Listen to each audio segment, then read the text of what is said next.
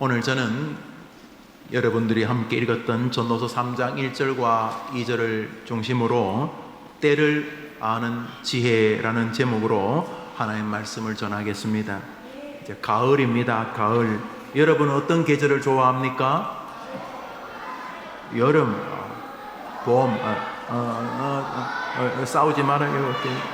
사람들마다 차이가 있겠지만은 가을을 적지 않은 사람들이 좋아합니다. 그러나 그 중에서도 가을을 너무너무 기다리는 사람은 농부일 것입니다. 왜냐하면 추운 겨울부터 농사 준비를 해서 봄에 씨를 뿌리고 뜨거운 여름에 땀을 뻘뻘 흘리면서 열심히 농사를 지었기 때문에 과일이나 곡식이나 이제 가을이 되면 풍성하게 거둘 것이라고 기대하며 살아왔기 때문입니다. 그렇지요? 그렇게 열심히 여름에 남들 놀 때 놀지 않고 김 메고 거름을 주고 과일 하나하나를 다듬고 비가 안 와서 가물면 겨울에서 물을 퍼서 지하수로 물을 길러서 그렇게 물을 주고 그렇게 땀을 뻘뻘 흘리며 일했기 때문에 드디어 가을에 풍성한 곡식을 거둘 것이라고 기대하니까 가을을 얼마나 기다리겠습니까? 그러나 만일 봄에 술이나 먹고 봄에 노름이나 하러 다니고 싸움질이나 하러 다니면서 봄에 씨를 뿌리지 않은 농부는 가을을 기다리지 않을 것입니다. 뭐 뿌린 게 있어야지 가을에 기다리지. 남들 농사 지을 때 귀찮아 하기 싫어. 봄에 아무런 씨도 뿌리지 않은 사람은 가을이 와도 거둘 것이 없기 때문에 가을을 기대할 수가 없을 것입니다. 씨 뿌릴 때를 놓쳐버렸습니다. 씨 뿌릴 때를 놓쳐버렸어요. 씨는 뿌렸는데 여름에 올해 우리나라는 비가 너무 많이 왔는데 어떤 해는 비가 안 와. 비가 안 와서 논이 거북 등처럼 쪽쪽 갈라져. 완전히 막 멀리서 보면 거북 등처럼 더욱더 갈라져서 곡식들이 물 하다가 아직도 여름인데 분명히 파래야 되는데 누렇게 죽어가서, 그런데 옆에 농부는 농부 아빠, 농부 엄마, 농부 아들, 농부 딸 다 한 가족이 저 겨울에서 물을 길러와서 비가 안 오니까 아이고 어깨에 물집이 생기고 너무 아프지만은 그래도 또 물을 길러 붓고 또 물을 붓고 밤새도록 물을 부어서 옆에 노는 가물어도 파래 그 풀들이 그 곡식들이 물을 잘 먹고 자랐기. 그런데 옆에 이 농부는 비가 안 오네. 야, 비가 안 오는데 뭐 어떡하겠어? 에이 모르겠다 하고 술이나 먹고 여름에 아무런 가뭄에 대처를 하지 않았어. 지금 8월달인데 옆에 노는 새파랗게 잘 자라고 있는데 이 사람 노는 다 누렇게 떠서 뿌리를 이렇게 들어보니까 다 말라 죽었어. 그래서 가을이 찬바람이 불어도 옆에 밭은 키가 쭉 커가지고 곡식이 주렁주렁 달리면서 누래졌지만 옆에 노는 시뻘겋게 다 타 죽어버렸어. 곡식이 하나도 맺히지 않았어. 여름에 물을 줘야 할 때 물을 주지 않았던 농부는 가을이 와도 기다릴 수가 없어요. 그 농부는 가을이 오면 귀찮아 더 마음 상해. 남들은 가을이 오면 곡식을 많이 수확을 하는데 이 사람은 가을이 와도 거둘 것이 없기 때문에 물은 기대를 할 수가 없는 거예요. 그러므로 한번 따라합시다. 씨 뿌릴 때가 있다. 여러분 해봐요. 크게 해봐요. 씨 뿌리지 않은 사람은 나중에 거둘 거 없어요. 한번 따라합시다. 물 줘야 할 때가 있다. 거름 줘야 할 때가 있다. 한번 따라합시다. 때가 있다. 봄에 씨를 뿌려야 할 때 장난치고 게으르고 그 때를 무시하는 사람은 봄이라고 하는 때를 주신 하나님을 모욕하는 것이, 한 번 더 할까요? 씨를 뿌려야 할 때가 있다. 물을 줘야 할 때가 있다. 오늘 읽었던 성경 말씀 읽습니다. 시작. 범사에 기한이 있고 천하 만사가 다 때가 있나니 날 때가 있고 죽을 때가 있으며 심을 때가 있고 심은 것을, 노란 글씨만 읽어봅시다. 시작. 기한이 있고 때가 있나니, 때가 있고 때가 있으며 때가 있고 때가 있으며, 아니 다시 노란 거 시작. 기한이 있고 때가 있나니 때가 있으며 때가 있고 때가 있으며. 뭐가 있다고요? 때가 뭐죠? 야, 점심 때다. 와, 공부할 때다. 와, 화장실 갈 때다. 와, 잠잘 때다. 다 알지요? 혹시 때가 있다는 것, 목욕탕 가서 지금 그거 생각하는 거 아니죠? 한번 따라합시다. 시간이 있다. 때가 있다. 자, 오늘 저 성경에서 우리 하나님은 첫 번째 우리에게 이런 진리를 알아주세요. 한번 따라합시다. 하나님은 사람에게 때라는, 시간이라는 기한을 주셨다. 어떤 사람도 난 때가 없어, 나는 그냥 저절로 있어, 이런 사람 아무도 없어요. 여러분 생일이 언제예요?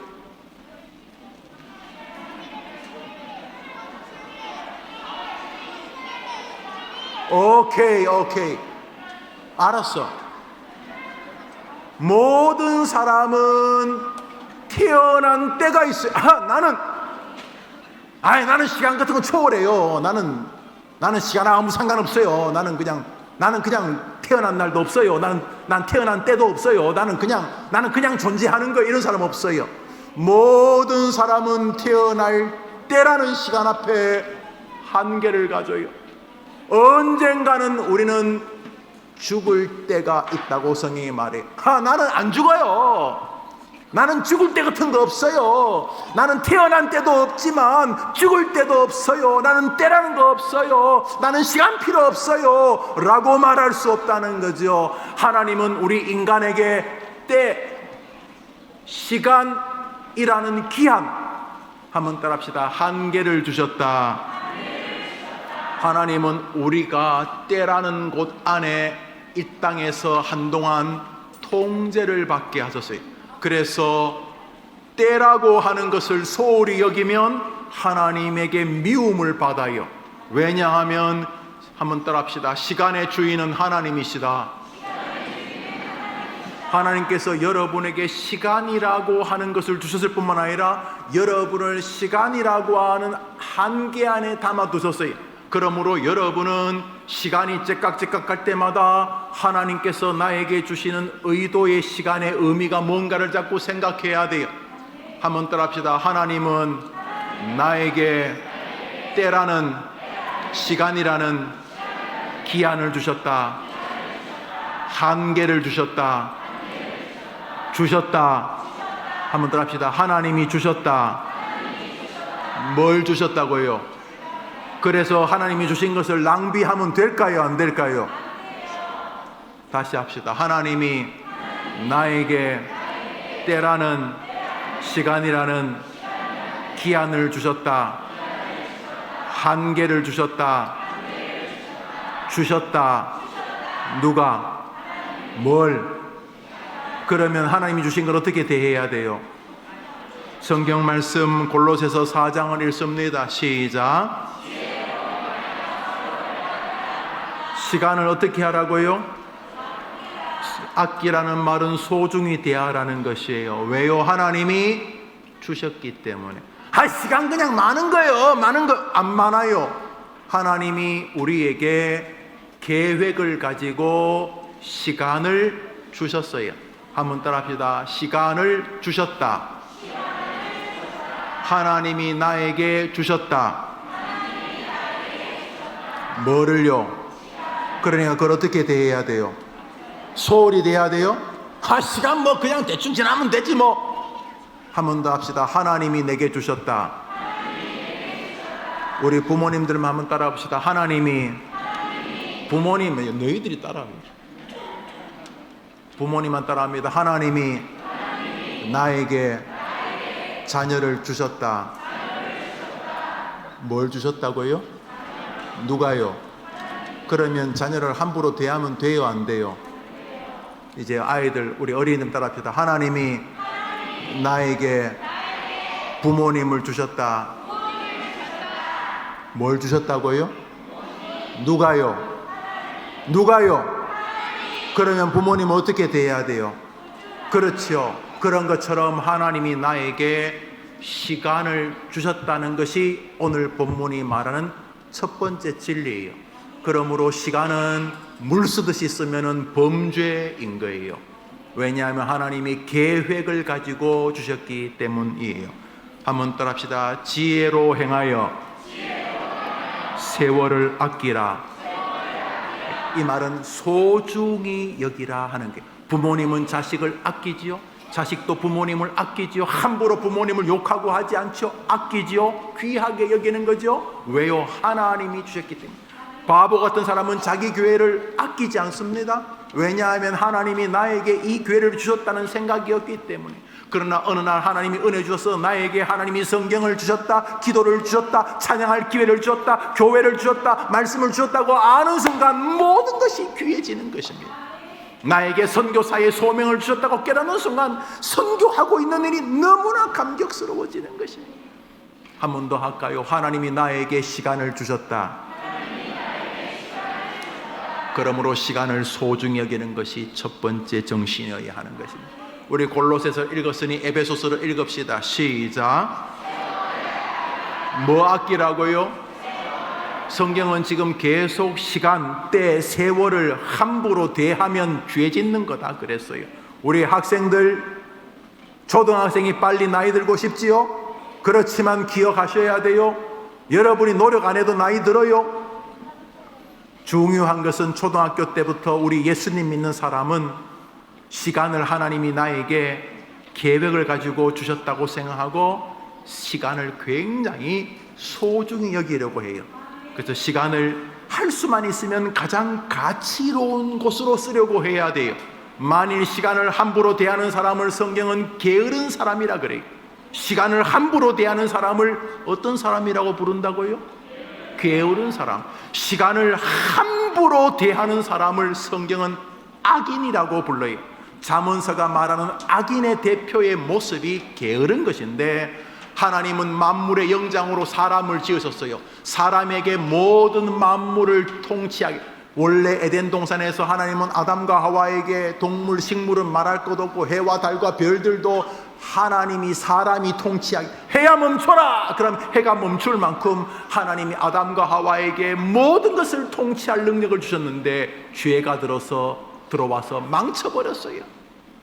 그런데 여전히 망쳐졌지만 인간에게는 하나님이 주신 본유 형상에 있어서 여전히 신적인 능력이 있어요. 우리 개미나 닭이 하나님 경배하는 거 봤어요? 양심의 가책 그런 거 봤어요? 인간만이 가지는 형이상학적인 하나님을 경배하고 행복을 추구하고 가치로운 것을 꿈꾸는 오직 인간에게만 있는 하나님의 형상이 있어요. 그런데 시간을 함부로 대하는 사람, 무슨 사람이라 그랬죠? 게으른 사람은 하나님이 너는 짐승보다도 못하다 이놈아. 예배할 시간에 게임이나 하고 충분히 충전하고 쉼을 얻어 잠을 자야 할 그때에 잠을 자지 않고 밤새도록 딴짓을 하는 것은 게으른 거예요. 게으른 거예요. 그것은 시간을 너무나 낭비하는 거예요. 하나님은 우리에게 잠이란 것을 통해서 그 다음 날을 힘있게 만들도록 지으셨어요. 그런데 잠을 저항하고 잠잘 시간에 딴짓을 하는 것은 게으른 것이 게으른 거예요.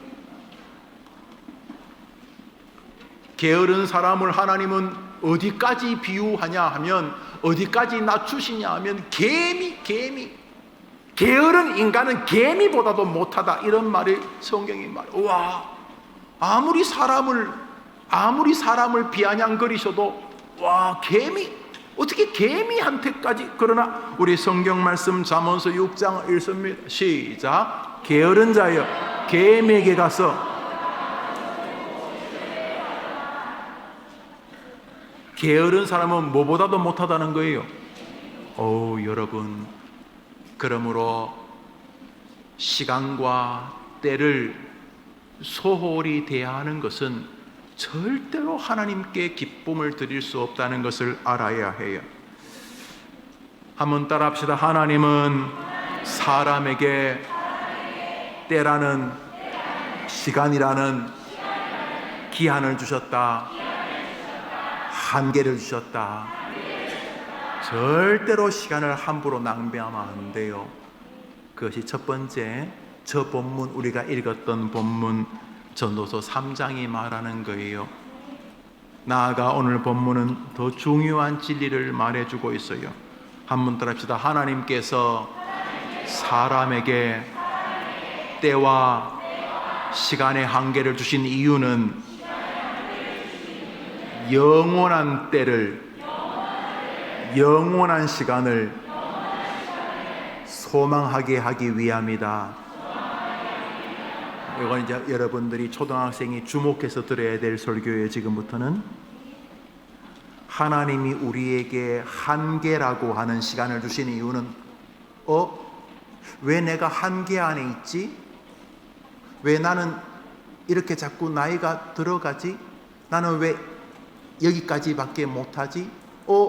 내가 왜 죽지?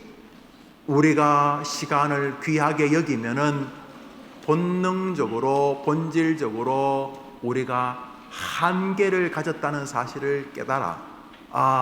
내게 영원한 것이 있으면 좋겠다 라고 하는 마음으로 우리를 나아가게 하기 위함이다, 이런 뜻이.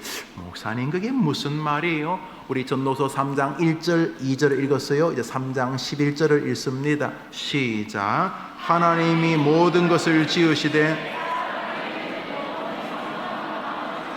다시 읽습니다. 시작. 하나님이 사람들에게는, 하나님이 인간에게 시간이나 때라는 한계를 두신 이유는 여러 가지 이유가 있지만 최종적인 목적은 우리에게 이 시간을 영원히 초월할 수 있는 영원한 나라, 영원한 하나님, 영원한 구원을 사모하게 하기 위함이다 그랬어요. 그래서 사람이 이 땅을 살면서 천국을 소망하지 않는다면 헛사는 것이다, 이런 뜻이에요. 하나님은 시간 속에서 우리가 진지해지기를 바라고 계세요. 내가 시간을 마음대로 할 수가 없네. 시간이 제깍제깍 내게 다가오네. 나는 이 시간의 한계 속에서 살다가 죽는 인생으로 끝난단 말인가? 나는 이렇게 끝이 난다는 말인가? 아들, 딸, 손자, 손녀 좀 보려고 하는데 벌써 병이 들어 죽는다는 말인가? 인생이란 겨우 이런 것이란 말인가? 70, 80 열심히 살았는데 돌아보니 이거 뭐 아무것도 없는 것 아닌가? 이거 인간이 이런 건가? 사람은 시간의 한계 속에서 아니구나, 영원히 사는 길이 있구나, 예수를 믿으면 영생 복락을 누리게 되는구나. 우리의 한계를 통해서 하나님은 우리의 마음이 어디를 향하도록 만들었다고요? 영원하신 하나님의 나라를 소망하기 위하여 시간이라는 한계 아래 우리를 두셨다는 거죠. 그래서 시간의 한계 속에서 진지하게 사는 사람은 이게 단가? 그리고 죽음을 진지하게 생각하게 되고, 그가 정상적으로 살았다면 인생이 이게 전부는 아니지 않는가? 그가 열심히 산 사람이라면 나는 영원한 존재가 될 수 없는가? 하나님이 나를 영원한 존재로 만들기 위하여 예수님을 보내주셨구나. 이렇게 하나님의 백성이 되어진다는 사실입니다. 다시 말해서 하나님은 우리가 구원받게 하시려고 한계라는 시간 앞에 세워두셨다는 거예요. 그러므로 여러분은 이미 복받은 사람이, 엄마 아빠 때문에 교회를 나왔던, 주변에 친구의 엄마 아빠가 자네는 안 나가더라도 자네 아이들은 교회 보내야 된다고 해서 부모님은 안 나오고 여러분만 교회를 나오든 여러분 이미 복받은 사람이에요. 왜냐하면 여러분은 여러분이 알게 모르게 영원을 향해 걸어가는 축복의 사람이 되었기 때문인 것입니다. 하나님은 우리에게 날 때가 있으면 죽을 때가 있다고 말씀하심으로써 인간이 시간의 한계 속에서 이 땅이 끝난다는 것을 알게 하시기를 원하셨습니다. 잠언서 3장을 계속 읽습니다. 14절부터 읽습니다. 시작. 하나님께서 행하시는 모든 것은 영원히 있을 것이라. 인생들의 일에 대하여 하나님이 그들을 시험하시리니 그들이 자기가 짐승과 다름이 없는 줄을 깨닫게 하려 함이. 인생이 당하는 일은 짐승도 당하나니 짐승이 죽음같이 사람도 죽으니 사람이 짐승보다 뛰어남이 없음은 모든 것이 헛됨이로다. 다 흙으로 돌아가나니 인생들의 혼은 위로 올라가고 짐승의 혼은 아래 곧 땅으로 내려간 줄을 누가 저 구절을 가만히 보세요. 하나님께서 우리가 시간의 한계 속에 있게 하셨고 사람들이 시간의 한계 안에 자기가 있다는 것을 깨닫기를 원하세요. 결론이 뭐냐면 내가 짐승하고 별 차이 없네? 밥 먹고 오줌 싸고 똥 싸고 자식 낳고 짐승은 맨발로 다니는데 우리는 신발로 신고 짐승은 동굴에 살고 우리는 집 지어 살지만은 가만히 보니 뭐 짐승이나 우리나 비슷하네. 배고프면 밥 먹고 밥 먹을 거 없으면 남의 거 뺏고 뭐 비슷하네. 짐승하고 뭐 짐승도 자기들끼리 뭐 우우 이런 말이 있고 우리는 뭐 안녕하세요 이렇게 말하지만은 뭐 비슷하네. 우리 하나님은 우리가 시간이란 때 속에서 결정적으로 뭐 나도 죽고 짐승도 죽네. 우리가 짐승하고 별 차이가 없네. 하나님은 우리가 시간이라는 한계 속에서 그걸 깨닫기를 원하시는 거예요. 별것 아니네. 뭐 공부 좀 하고 뭐 샬라샬라 하는 것 같은데 볼 거 아니네. 나도 죽고 닭도 죽고 나도 죽고 개도 죽고 나도 죽고 고양이도 죽고 나도 죽고 개미도 죽고 나도 죽고 파리도 죽고 나도 죽고 개 모기도 죽고 뭐 가만히 보니 사람이나 짐승이나 거의 비슷하네. 우리 하나님은 시간이나 한계 속에서 우리가 별것 아니네 이거를 깨닫기를 원하시는 것입니다. 이제 성경 다시 읽습니다. 본문 보여달라니까 왜 없애버렸어요. 읽읍시다. 시작. 하나님께서 행하시는 모든 것은 다시 말합니다. 하나님에게만 영원한 것이 있다는 거예요. 인생들의 시작. 인생들의 일에 대하여 하나님이 그들을 시험하시니 그들이 자기가 짐승과 다름이 없는 줄을. 하나님이 우리를 시간의 한계에 두신 것은 우리가 뭐 잘난 척하고 뭐 PhD 공부하고 돈 벌고 뭐 하는 것 같지만은 시간의 한계 속에서 나나 짐승이나 뭐 살다가 죽는 게 비슷하네. 우리는 뭐 연필 만들고 종이 만들고 그러지만 컴퓨터 만들고 그러지만 그래봤자 뭐 우리가 짐승보다 더 행복하다 말할 수도 없고 뭐 비슷하네. 그래 우리 하나님은 우리가 시간의 한계 속에서 우리가 짐승하고 별 차이가 없네. 우리가 한계에 있네. 그거를 깨닫게 하기. 그걸 못 깨달으면 바보 같은 인생이야. 나 대단한 사람이야. 아직도 시간의 한계를 주신 이유를 모르는 사람이야. 하나님은 시간의 한계 속에서 우리가 짐승과 별 다름이 없는 사람을 이라는 것을 깨닫게 하려 하심이라. 자, 하심이라 다음부터 인생이 또 읽읍시다. 시작. 인생이 당하는 일을 짐승도 당하는. 인생이 사람이 당하는 거는 사람이나 짐승이나 똑같다는 거. 뭐가 똑같은가? 시작. 짐승이 죽음같이 사람도 죽으니 사람이 짐승보다 뛰어남이 없으면 모든 것이 뭐 열심히 산 것 같은데 70, 80 뭐 돌아보니까 이건 뭐 아무것도 아니네. 하나님은 우리가 시간의 한계 속에서 주름이 지고 늙어가고 옛날에는 계단을 열심히 올라가는데 이제는 계단을 뭐 짚고 올라가고 지팡이를 이렇게 살면서 야, 나 진짜 인생 별것 아니네. 그걸 깨닫게 하시려고 우리에게 시간과 때의 한계를 주다. 이걸 안 깨달으면 안 돼요. 하나님이 그거 깨달으라고 했는데 아이고 내가 뭐 짐승하고 뭐 차이가 있겠어요? 차이가 있어요 참. 짐승은 어디 짐승이 나하고 감히. 아니에요. 하나님은 성경에 말했잖아요. 우리에게 한계를 시간이라는 한계를 주신 것은 우리가 짐승하고 별 차이가 없다는 것을 깨닫게 하시려고. 그걸 못 깨달으니까 사람이 거의 짐승보다 못한 수준. 짐승이 부모 속이는 거 봤어요? 짐승이 그 부모님 잘못했다고 막 죽이는 거 봤어요? 짐승이 말이 형제지간끼리 이간질하고 싸우는 거 봤어요? 짐승이 돈 때문에 짐승 죽이는 거 봤어요? 짐승도 하지 않는 짓을 하잖아요. 짐승이 이 우상 같은 거 섬기는 거 봤어요? 짐승도 하지 않는, 짐승이 동성연 이런 거 봤어요? 짐승이 송아지 섬기는 거 봤어요? 짐승도 하지 않는 일을 인간이 짐승보다도 못할 때 많아요. 그런데 성경은 우리가 세상을 살면서 빨리 깨닫기를 원하시는 거예요. 우리가 열심히 살아봤자 짐승하고 별 차이가 없다. 아니 일반이다.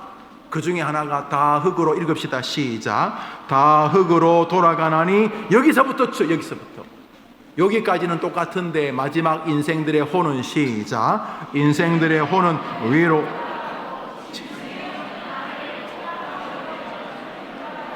하나님이 우리에게 시간의 한계를 주신 것은 바로 저것 때문에. 다 비슷하고 사람이나 짐승이나 결국은 다 죽는데, 여러분도 죽어. 여러분도 죽고 목사님도 죽고 여러분 집에 기르는 개도 죽고 고양이가 죽는 것처럼 말이지. 그런데 죽는 거 먹고 사는 거 거의 비슷한 것 같은데 결정적으로 다른 게 있어. 인생들의 혼은 위로 하늘로 올라가게 되고, 짐승의 혼은 죽으면 땅에 묻히는 것으로 끝이 난다. 그러므로 이 땅에서 영원한 하늘나라를 향해 가지 않는 사람은 짐승처럼 살다가 죽는 사람이다. 그러면 오늘 설교는 무슨 말인가? 하나님은 우리가 시간의 한계를 통해서 영원히 사는 길을 추구하기를 원하신다 하는 거예요. 결국 하나님은 시간 속에서 우리로 하여금 예수님 믿고 구원받는 사람이 되게 하시려는 것이 우리가 시간의 한계 속에 있는 이유인 줄 여러분이 믿어야 하는 것입니다. 여러분만 믿지 말고 여러분 주변의 사람들에게 여보게 예수님 안 믿고 죽으면 짐승처럼 끝나는 거야. 그거는 너무 슬픈 일이야. 이렇게 말해야 하는 것입니다. 그러면 알았어요. 사람이 이 땅에서 저 영혼을 사모하게 하기 위하여 병들고 아프고 때로는 어려움도 겪고 또 반대로 좋은 일, 즐거운 재미난 일도 겪으면서 이 땅에서 이렇게 재밌으면 천국에서는 얼마나 재밌겠나, 또 이 땅에서 이렇게 힘들지만 나에게는 천국이 있지 않는가 하면서 하나님은 이 시간과 때의 한계 속에서 영원한 하늘나라를 꿈꾸게 하셨는데, 알았어요 목사님, 제가 어릴 때부터 열심히 살긴 하겠지만 저 영원한 하늘나라 하나님의 품 안에서 영원히 살 날을 꿈꾸면서 열심히 믿음 생활하겠어요. 그러면요 어떻게 하면 좋을까요? 어떻게 하면 좋을지 한 선배를 소개하고 설교를 마치겠습니다. 오늘 소개할 사람은 우리에게 사랑을 준 아름다운 사람 바울입니다. 그는 죽음을 앞둔 시간에 자신의 아들 디모데에게 이렇게 편지합니다. 디모데후서 4장 6절을 읽읍시다. 시작. 전제와 같이 내가 벌써 부어지고 나의 떠날 기약 가까웠다. 나는 선한 싸움을 싸우고 나의 달려갈 길을 믿음을 지켰으니 이제 후로는 나를 위하여 의의 멸관이 예비되었으므로 주 곧 들어오신 재판장이 그날에 내게 주실 것이며 내게 말하리라. 주의 나타나심을 사하는 모든 자에게 노리라. 노란 것이 읽어볼까요? 시작. 떠날 시각, 떠날 때, 사도 바울은 우리가 읽었던 전도서 날 때가 있으면 죽을 때가 있다는 것을 몸소 기억하고 산 사람입니다. 그는 아들에게 말합니다. 아들아, 이제 내가 날 때가 있었던 것처럼 떠날 때가 가까워 오고 있다. 이제 죽는다는, 아마 사도 바울은 저 디모데후서를 기록한 다음에 순교하신 것으로 알려져요. 로마에서, 로마 감옥인데 저기가, 한번 따라합시다. 나도 태어난 때가 있었던 것처럼 이 땅을 떠날 때가 반드시 온다. 그렇죠. 우리도 그래요. 어릴 때부터 자신이 떠날 때를 아는 학생들로 자란다면 여러분 시간을 귀하게 쓸 거예요. 우리 학생들이 어릴 때부터 아이고 이제 초등학생 고등학생인데 무슨 죽을 때를 이야기했어요. 여러분이 신앙으로 여러분도 죽는다는 것을 기억하고 그것이 바른 신앙으로 정리되면 여러분은 다른 학생들과 다른 중학교, 고등학교, 대학교, 청년, 장년, 노년의 시간의 주인공이 될 거예요. 여러분들은 바울처럼 멋지게 살 거예요. 내가 날 때가 있었던 것처럼 떠날 때가 있는데 그때까지 내가 열심히 살 것이다. 그리고 나는 더 영원한 때에 주님의 품에 안길 것이다. 주님이 나를 이 땅에 보내신 이유가 있다. 나는 그것을 열심히 이루어 드릴 것이다. 이렇게 살게 될 거예요. 공부하는 것도 생활하는 것도 여러분은 다른 사람과 다르게 믿음의 길에서 서게 될 거예요. 때라고 하는 가치를 기억하면 말입니다. 자, 바울이 저렇게 떠날 때가 가까웠다고 말하면서 아들에게 남기는 말은 바로 이것입니다. 우리 성경 말씀 디모데후서 4장 1절 2절 읽읍시다. 시작. 하나님 앞과 살아있는 죽은 자를 심판하실 그리스도 예수 앞에서 그가 나타나실 것과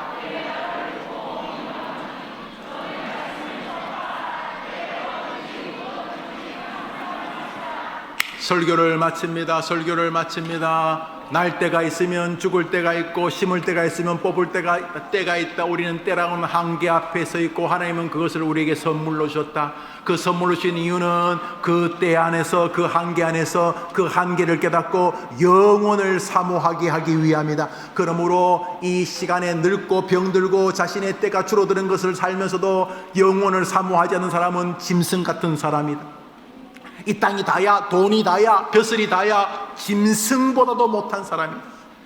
이 땅에서 자신의 시간의 때에 한계를 잊고 30대 힘있는 40대, 50대, 60대 금방 지나가는데 그리고 끝날 때가 째깍째깍 다가오는데 자신이 때라는 한계 속에 있다는 것을, 하나님은 때라는 한계를 주셨다는 것을 기억하지 못하고 사는 사람은, 그렇게 죽는 사람은 짐승 같은 사람이다. 그러나 자신의 때의 한계를 깨닫는 사람은 영혼을 생각하게 되고, 영혼을 생각하는 사람은 예수님만이 우리를 영혼으로 인도하는 진리라는 사실을 깨닫게 되면서 이 땅에서 영원한 것을 꿈꾸며 살게 되는데, 영원한 것을 꿈꾸는 사람의 구체적인 특징이 있다. 그것은 사람들에게 말씀을 전파하는 것이다.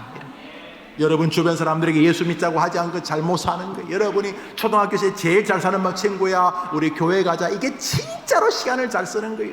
여러분들이 중학생, 고등학생, 대학생이 되고 돈을 벌 때도 여러분이 최선을 다해서 주변 사람들에게 예수님 믿으면 좋다는 말을 하기 위하여 여러분이 좀 더 성실한 사람이 되고 여러분이 좀 더 공부하는 사람이 되는 건 참 좋은 일이에요. 그러나 그 목적은 하나예요. 한번 따라합시다. 친구야, 예수님 믿으면 행복해. 하나님 말씀 안에 길이 있어. 예수님께 도와달라고 해봐. 자신의 한계를 깨달으면서 영혼을 꿈꾸는 사람의 가장 멋진 인생은 무엇을 하든지 간에 사람들에게 하나님의 말씀을 전하는 삶인 줄 믿으시기를 바라요. 이거를 배우는 게 주일학교예요. 이걸 배우는 게 주일학교예요. 아, 그렇구나. 그래서 하나님이신 예수님이 승천하시면서 우리에게 땅끝까지 가서 복음을 증거하라. 아, 그 말이구나. 우리가 헛짓할까봐 열심히 목사님이 대학 다닐 때 교수님이 서울대학을 나온 분인데, 이분은 이 컴퓨터를 하시는 분인데, 이 수업을 다 마치고 시간이 마치면 화요일인가 목요일인가 저녁에 자기 방에 이렇게 불러서 학생들하고 성경 공부를 하면서, 예수님 안 믿는 학생들도 불러서 교수님이 부른다고 하니까 또 이렇게 가서 5명씩 6명씩 성경 공부를 하면서도 아주 간절하게 그 학생들에게 기도해 준 모습 기억나요? 예, 교수님이신데도 자신이 할 수 있는 최선을 다해서 힘으로 예수님을 전하면서 눈물을 뚝뚝 흘리면서, 나는 이 학교에 예수님 전하러 온 선교사입니다. 그분은 신학 공부도 안 해서 전사님도 아니야. 그런데 예수님 믿는 안수 집사님인데 자기가 있는 곳에서 말씀을 전파하는 사람, 그 교수님은 정말로 인생을 아는 사람이야. 날 때가 있으면 죽을 때가 있고, 복음을 전할 때가 있고, 지금 돈 벌면서 사람들을 그 돈으로, 지금 공부하면서 그 공부로, 건강하면 건강으로 예수님을 다른 사람에게 전할 수 있는 기회가 때까지 그냥 줄어들고 있는데, 그 시간의 한계를 알고 사람들에게 영구야 예수 믿자, 친구야 예수 믿자, 친구야 교회 가자, 이렇게 말하는 사람이 이 땅에서 가장 멋진 때를 사는 사람이라고 믿고, 그 사람이 진짜 영혼을 준비하는 사람이라고 믿으면 아멘 해보세요. 선생님들이 뭘 가르쳐야 할지는 명백합니다. 정말로 그 아이들을 사랑한다면 아이들에게 무엇을 가르쳐야 할지를 명백합니다. 그 아이 초등학교 때 지나갑니다. 이 아이들이 초등학교 때를 정말 잘 지내는 방법은, 너가 친구들에게 예수님 믿자, 교회 가자고 말해야 돼.